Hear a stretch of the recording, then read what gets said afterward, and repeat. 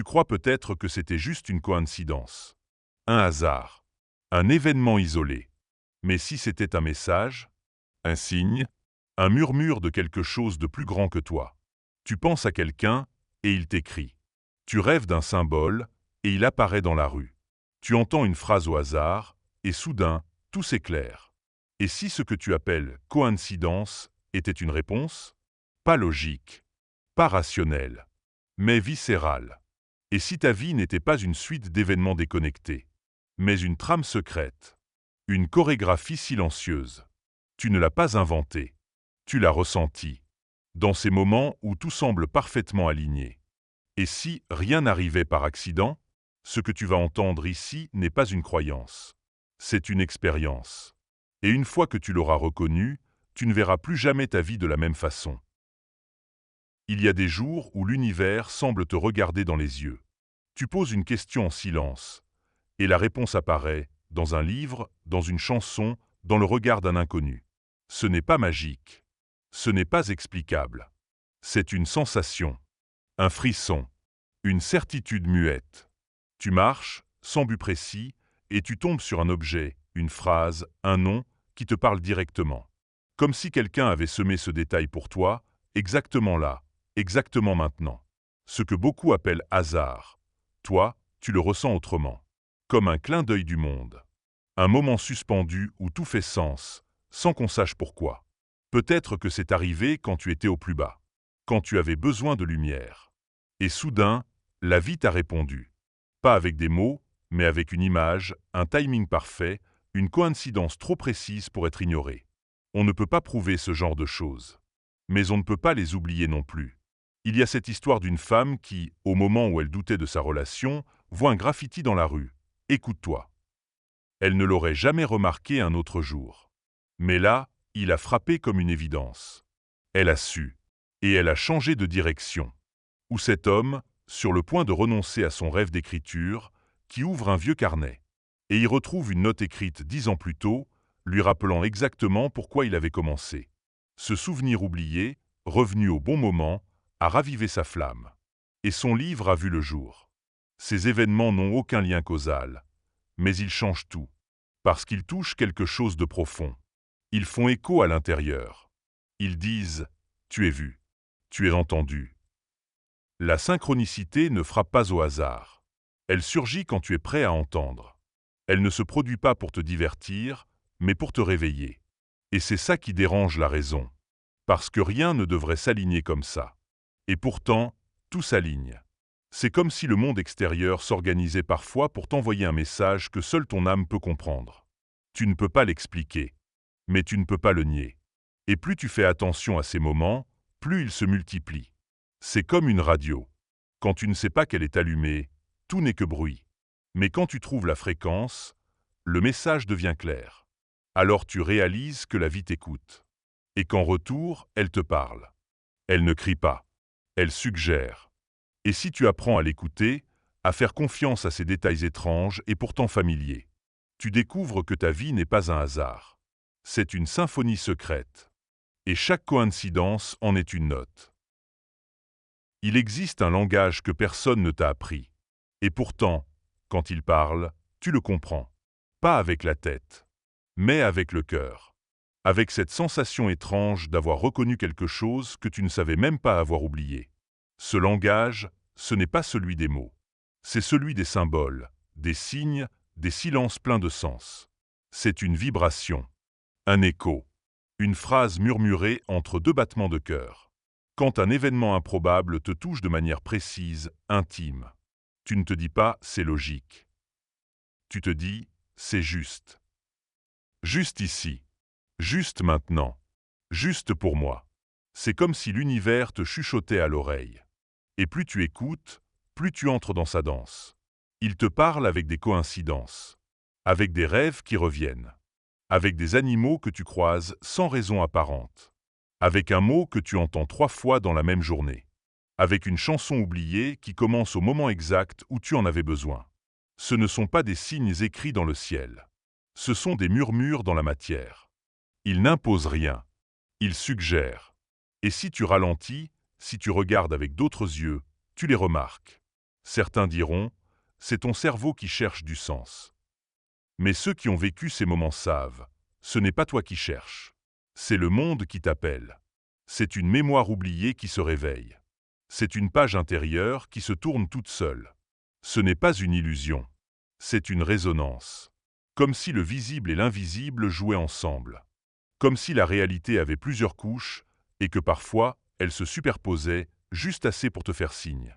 Et ce signe ne parle pas à ton intellect. Il parle à quelque chose de plus ancien en toi. Une mémoire profonde. Une connaissance silencieuse. Tu sais, sans savoir pourquoi. Tu ressens, sans pouvoir l'expliquer. Les anciens le savaient. Ils regardaient les étoiles, les mouvements des oiseaux, les motifs dans la nature. Ils voyaient le monde comme un grand récit sacré, plein de symboles à déchiffrer. Nous avons oublié cette langue. Mais elle n'a jamais cessé de parler. Elle attend simplement qu'on se souvienne. Elle attend que nous arrêtions de vouloir comprendre et que nous commencions à ressentir. Un jour, tu remarques que chaque fois que tu prends une décision importante, un papillon apparaît. Coïncidence? Peut-être. Mais à force de le remarquer, quelque chose change. Tu commences à faire attention. Et le papillon devient une boussole. Un autre jour, en plein doute, tu ouvres un livre au hasard. Et la première phrase te secoue. Tu la relis 3 fois, le cœur battant. Elle te parle. À toi, là, maintenant. Elle ne répond pas à une question intellectuelle. Elle répond à une question de l'âme. La vie ne te donne pas de manuel. Elle te donne des indices. Et si tu les ignores, elle insiste. Si tu résistes, elle pousse plus fort. Mais si tu écoutes, elle s'adoucit. Elle t'oriente. Elle t'ouvre les bonnes portes. Elle ne te donne pas des garanties, mais des invitations. Ce langage-là, tu ne peux pas le forcer. Tu ne peux que l'accueillir. Et il demande une chose, ta présence. Car il ne parle qu'à ceux qui sont vraiment là. À ceux qui ralentissent. À ceux qui osent se taire et écouter. Tu n'as pas besoin d'être spirituel, mystique ou croyant. Tu as juste besoin d'être honnête avec ce que tu ressens. Quand un événement te bouleverse sans raison rationnelle, écoute. Quand une coïncidence te trouble, ne l'enterre pas. Accueille-la. Observe-la. Laisse-la résonner. Car elle pourrait être bien plus qu'un simple hasard. Peut-être est-ce la vie qui te dit « Regarde ici ». Peut-être est-ce ton âme qui répond « Je me souviens ». Et dans cet échange, silencieux mais bouleversant, quelque chose en toi change. Tu commences à voir. Tu commences à entendre. Et un nouveau chapitre s'ouvre. Celui de l'écoute. Il y a ceux qui sentent. Et ceux qui, un jour, ont cherché à comprendre ce qu'ils ressentaient. Carl Jung était de ceux-là. Médecin, psychiatre, explorateur de l'âme. Il ne se contentait pas de soigner les symptômes. Il voulait comprendre ce qui se cachait derrière les rêves, les intuitions, les symboles. Il écoutait ce que le rationnel ignore. Il observait l'invisible.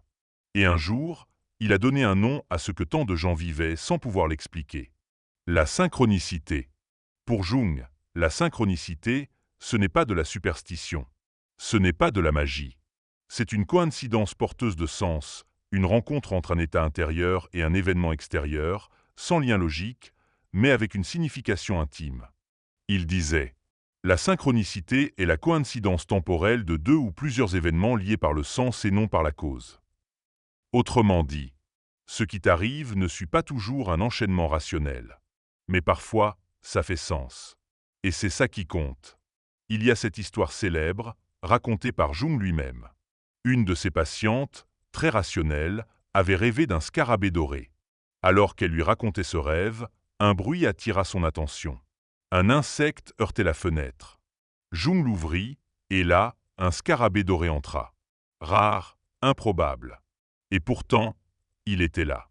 Il le montra à sa patiente, « Voici votre scarabée. » Et soudain, elle lâcha prise.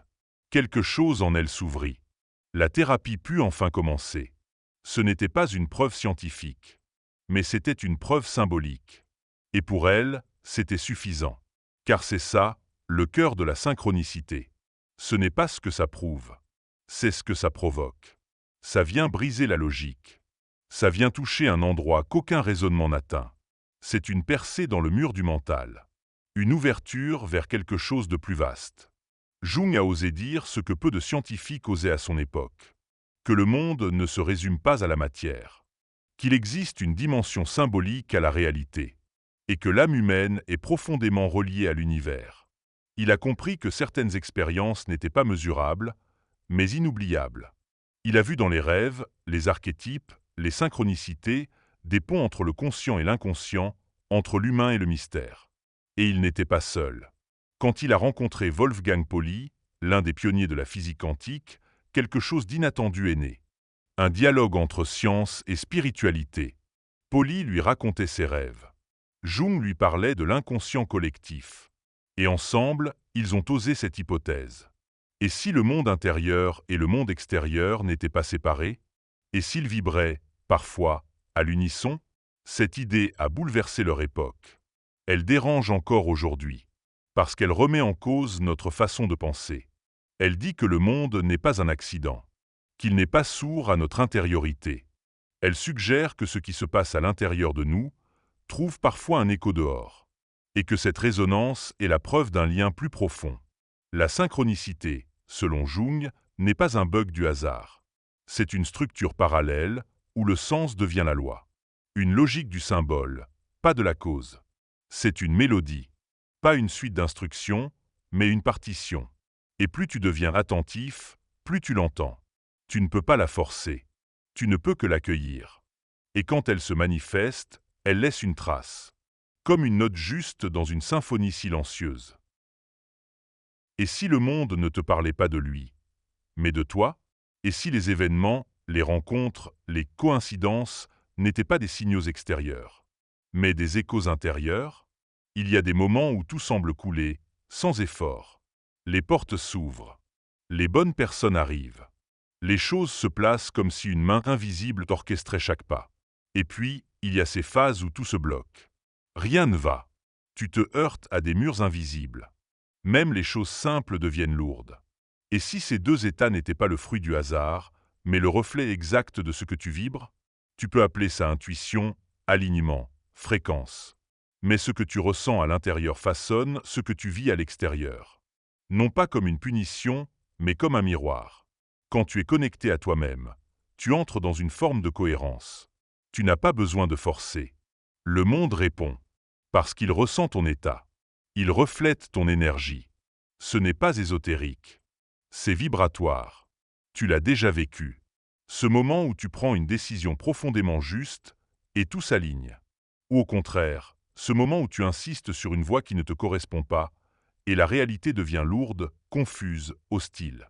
Ce n'est pas un caprice du destin. C'est une résonance. Ce que tu émanes, tu l'attires. Ce que tu caches, la vie te le montre. Ce que tu refuses de voir en toi, le monde te le crie à travers les autres. Le miroir ne ment jamais. Et plus tu résistes à ce qu'il te montre, plus il insiste. C'est inconfortable parfois, parce qu'il révèle ce qu'on voudrait éviter. Mais c'est aussi une bénédiction, car il nous guide. Il nous recadre. Il nous ramène à l'essentiel. Il y a des synchronicités qui ne sont pas douces. Elles sont brutales. Elles cassent une illusion. Elles brisent une façade. Mais elles le font pour nous réveiller. La vie ne cherche pas notre confort. Elle cherche notre vérité. Et chaque fois qu'on se déconnecte de cette vérité, elle agit. Elle corrige notre trajectoire. Pas par la punition, par la résonance. Tu rencontres une personne toxique et tu crois que c'est un hasard. Mais si elle était là pour te montrer un schéma que tu portes encore, si elle était le miroir d'une blessure que tu n'as pas guérie, tu rates une opportunité et tu te plains du sort. Mais si ce refus était un test, un moyen de t'inviter à viser plus haut, à écouter un désir plus profond, et parfois, c'est dans les moments de chaos que ce miroir est le plus clair. Quand tout s'effondre, quand les repères disparaissent. C'est là que la synchronicité surgit. Comme un phare. Comme un fil doré dans l'obscurité. Chaque blocage peut être une invitation. Chaque détour, un raccourci déguisé. Chaque coïncidence, une question posée par ton propre inconscient. Et plus tu écoutes ces signes, plus tu deviens fluide. Tu n'avances plus à contre-courant. Tu danses avec la vie. Tu ne contrôles pas, tu coopères. C'est une forme de sagesse intérieure. Une lucidité douce. Une écoute active de l'univers, qui commence par une écoute de soi. La synchronicité n'est pas un message codé à déchiffrer. C'est une réponse vibratoire. Elle répond à ce que tu vibres maintenant, pas à ce que tu crois vouloir. Tu ne peux pas mentir à la vie. Tu peux seulement t'aligner.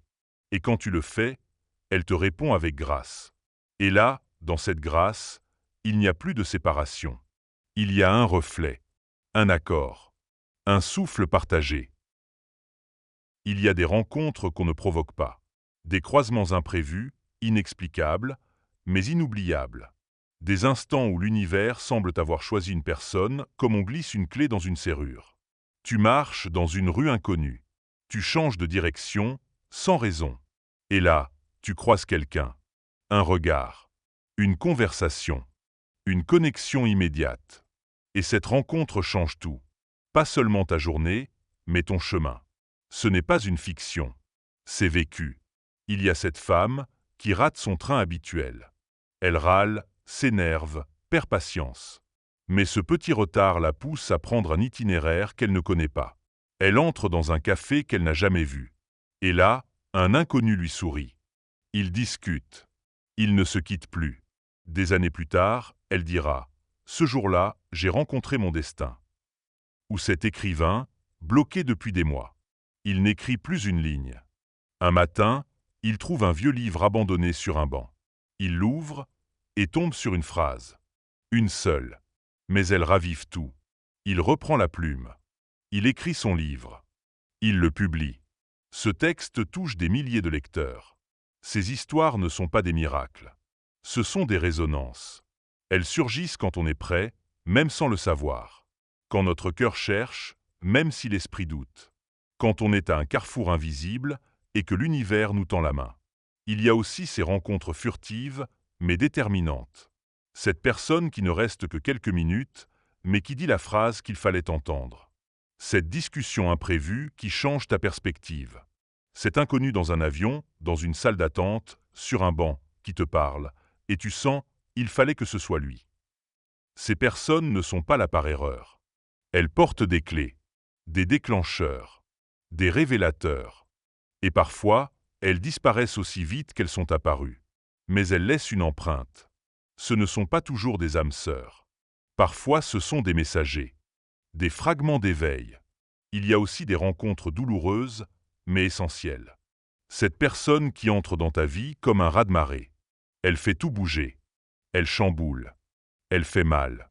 Mais grâce à elle, tu te retrouves. Tu comprends. Tu grandis. Certaines âmes arrivent pour te réveiller. Pas pour t'aimer, mais pour te secouer. Te faire sortir de l'oubli de toi-même. Toutes ces rencontres ne sont pas là pour combler. Elles sont là pour révéler. Pour déshabiller l'âme. Pour faire tomber les masques. Et la synchronicité, dans tout ça, agit comme un GPS secret. Elle place ces personnes sur ton chemin au moment précis où tu peux les reconnaître. Tu ne les aurais pas vues un jour plus tôt. Tu ne les aurais pas comprises un mois avant. Mais là, à cet instant, quelque chose en toi était prêt. C'est pour ça que ce n'est pas du hasard. C'est une rencontre entre ton inconscient et la danse du monde. Et plus tu ouvres les yeux à cette magie silencieuse, plus tu remarques. Des prénoms qui se répètent. Des visages familiers que tu n'as jamais vus. Des synchronicités amoureuses. Des synchronicités créatives. Des synchronicités guérisseuses. Tu vois un symbole plusieurs fois dans la même semaine. Tu rêves d'un lieu, et le lendemain on t'en parle. Tu penses à une personne, et elle t'appelle. Ce ne sont pas des illusions. Ce sont des rappels. Que tu n'es pas seul. Que tu es guidé. Et que parfois, la vie t'envoie les bonnes personnes, avant même que tu saches pourquoi. Et si ces personnes, quelque part, t'avaient aussi senti arriver? Et si elles aussi avaient été guidées vers toi? Comme si deux routes s'étaient croisées, non par hasard, mais par nécessité. Alors regarde bien les gens que tu rencontres. Pas seulement ceux qui restent, mais ceux qui laissent une empreinte. Ils sont peut-être les signes que ton âme t'avait promis. Des repères sur la carte invisible que tu es venu explorer. Et si ce qu'on appelle mystère n'était que ce que la science n'a pas encore su nommer? Pendant des siècles, le monde a été divisé. D'un côté, la matière, le concret, le mesurable. De l'autre, l'esprit, l'âme. l'invisible. Et on nous a appris à choisir un camp. Mais il y a eu des esprits qui ont refusé cette séparation. Carl Jung en faisait partie. Et un jour, il a croisé la route de Wolfgang Pauli, un physicien de génie, prix Nobel, un homme de logique, de chiffres, et pourtant, un homme troublé par ses rêves. Pauli venait voir Jung non pour ses équations, mais pour son inconscient. Il faisait des rêves étranges, puissants. Des coïncidences le hantaient, et il ne savait plus les ignorer. C'est ainsi qu'un scientifique et un psychologue ont commencé à dialoguer. L'un parlait de particules, l'autre parlait de symboles. Et très vite, ils ont compris qu'ils disaient peut-être la même chose.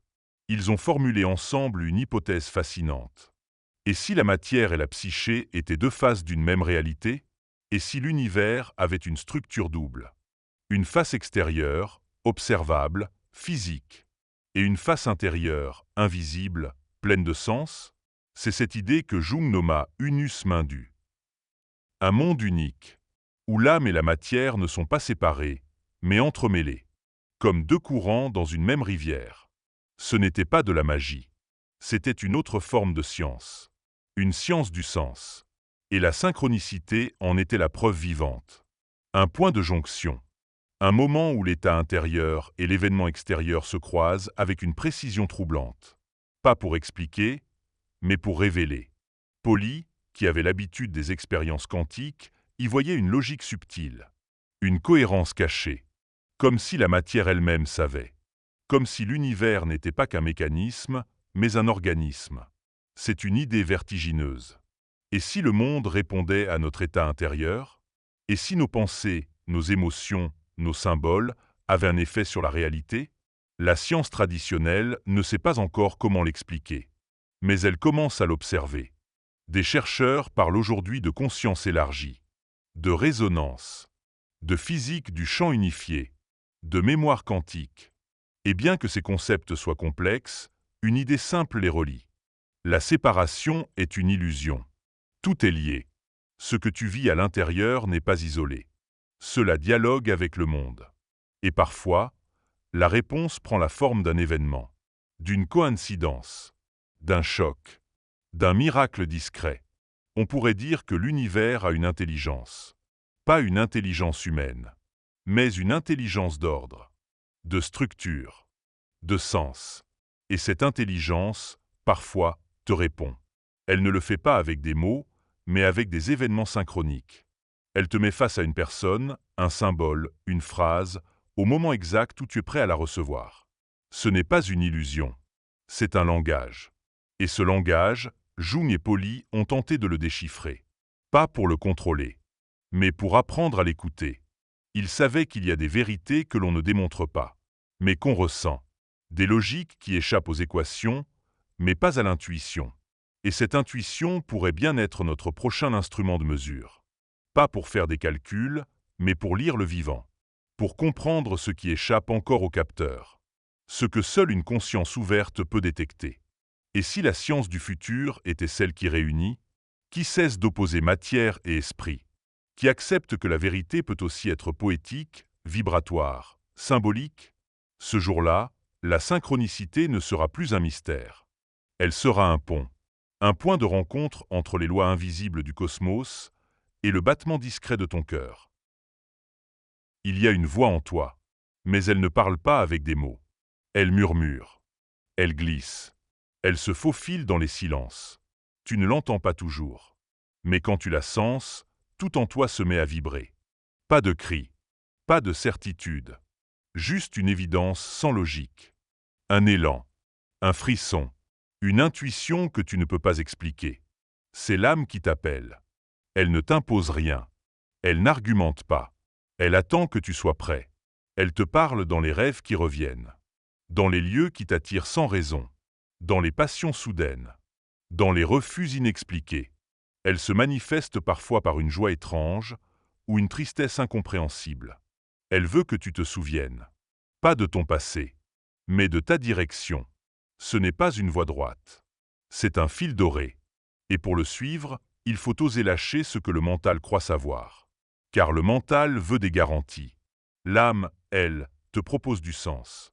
Et parfois, c'est inconfortable. Parce que suivre l'âme, c'est s'éloigner du connu. C'est quitter les chemins battus. C'est faire confiance à ce qu'on ressent, même si on ne le comprend pas encore. Mais c'est dans ce saut que tout change. Tu as déjà vécu ce moment où, sans raison, tu as dit oui. Ou non. Et des mois plus tard, tu as compris pourquoi. Ce n'était pas de la logique. C'était de l'écoute. Et plus tu écoutes, plus tu reconnais cette voix. Elle devient familière. Elle ne crie jamais. Mais elle insiste. Et si tu l'ignores trop longtemps, elle revient. Plus fort. Parfois par le biais de la vie elle-même. Une rupture. Une maladie. Un choc. Non pas pour te punir, mais pour te rappeler. Car l'âme n'oublie pas. Elle sait pourquoi tu es là. Elle connaît la carte. Même si toi, tu l'as perdue. Et chaque synchronicité est une balise. Chaque coïncidence signifiante est un écho de ton âme. Quand tu rencontres quelqu'un qui te bouleverse. Quand une phrase t'électrise. Quand un rêve te hante. Ce n'est pas un hasard. C'est un rappel.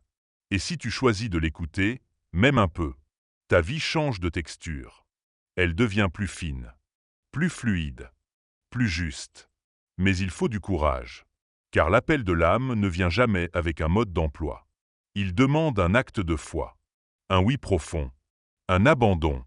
C'est pour cela que tant de gens l'ignorent. Parce qu'il dérange. Il dérange les plans. Il déstabilise les certitudes. Mais il libère. Il t'ouvre à une dimension de toi-même que tu avais oubliée. Il réveille ce que tu es venu offrir au monde. Et quand tu commences à suivre ce murmure, même timidement, tu découvres que tu n'es pas seul, que la vie coopère, que les bonnes personnes apparaissent, que les portes s'ouvrent. Pas toujours immédiatement, mais avec une précision étrange. Comme si tout s'organisait autour de ce oui intérieur. Et soudain, tu vois les choses autrement. Tu ne cours plus après ta vie. Tu marches avec elle. Tu ressens un soutien invisible. Un alignement intérieur qui se manifeste dans l'extérieur. Répondre à l'appel, ce n'est pas changer de vie du jour au lendemain. C'est commencer à vivre selon une autre fréquence. Celle du vrai, du juste, du profond. Et cette fréquence appelle. Elle attire ce qui lui ressemble. Elle t'aligne. Elle t'ouvre. Et un jour, tu regardes en arrière. Et tu réalises que ce petit oui, ce petit pas hors du confort, a tout changé. Pas parce que tu avais tout prévu, mais parce que tu avais osé écouter. Et si ta vie était déjà dessinée, non pas dans ses détails, mais dans sa direction, et si ton âme, avant même ta naissance, avait choisi un cap, pas un plan rigide, mais une mélodie intérieure, tu n'as pas toujours su où aller. Parfois, tu t'es perdu. Mais il y a eu ces moments, précis, inoubliables, où tout semblait te dire « c'est par là ». Un symbole répété, un rêve insistant, une rencontre bouleversante, une voix intérieure qui disait « souviens-toi ». Et si toutes ces synchronicités formaient une carte vivante, invisible, qui ne se lit pas avec les yeux, mais avec l'âme. Chaque fragment, chaque détour, chaque douleur, était une étape, une balise, un repère sur le chemin de toi-même. Tu n'as jamais été perdu. Tu étais juste en train de marcher. Et la carte s'activait à mesure que tu avançais. Tu n'as pas besoin de tout comprendre pour continuer. Tu as juste besoin de ressentir ce qui vibre juste. Et d'avoir le courage de dire oui à ce qui t'appelle. Car ce n'est pas la destination qui compte. C'est la vérité que tu incarnes en marchant. Et cette vérité n'est pas à l'extérieur. Elle est là, en toi. Silencieuse, mais présente. Elle t'attend. Depuis toujours. Regarde ta vie. Regarde les moments où tout s'est aligné. Où une décision inexplicable t'a ouvert une porte inattendue. Où une erreur t'a conduit exactement là où il fallait. Ce n'était pas du hasard. C'était la carte qui s'activait. Et plus tu écoutes, plus elle devient claire. Tu n'as pas besoin de GPS. Tu as une boussole, ton âme. Et elle te parle. Par des émotions. Par des signes. Par des synchronicités.